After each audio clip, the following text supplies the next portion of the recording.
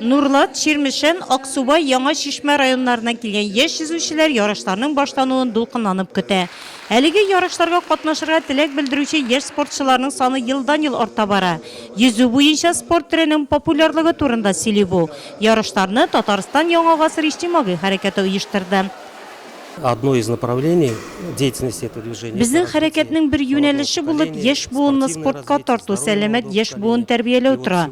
Бүген без ел саен үткәрелә торган йөзү буенча ачык беренчелеккә чираттагы ярышларны үткәрәбез. Һәм ул хәрәкәтнең призына уздырыла. Мин аның быел зона этабы алуына шатланам. Тагын 3 район вәкилләре катнашуы сөендерә. Катнашучылар саны арта бара. Балаларның безнең ярышларга катнашуы бик күңелле әлбәттә. Безнең иҗтимагый хәрәкәт алга табада үсеп килүче яшь буынның сәламәтлеген кайгыртып, мондый ярышларны үткәрәчәк. Кечкенә Сәмирә әлегә ярышлар турында бик аңлап бетермәсә дә, әнисе белән бергә абыйсы Тимурның йөзүен карарга килгән. Минем улым йөзү белән беренче ел шөгыльләнә. Аңа бик ошый. Без бүген кызым белән аңа теләктәшлек белдерергә килдек.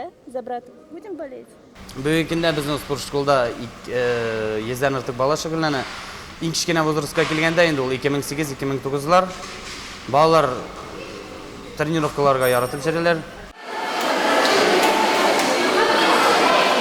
Йөзү ярышларында 150 бала катнашты. Нурлат кызларының һәм малайларның яхшы әзерлекләре ярышларның беренче минутларыннан ук күренде. Мин Мара Хужин исемендәге спорт комплексына йөрим. 2нче ел йөрим йөзү түгәрәгенә. Бик ошый ярышларда катнашу миңа.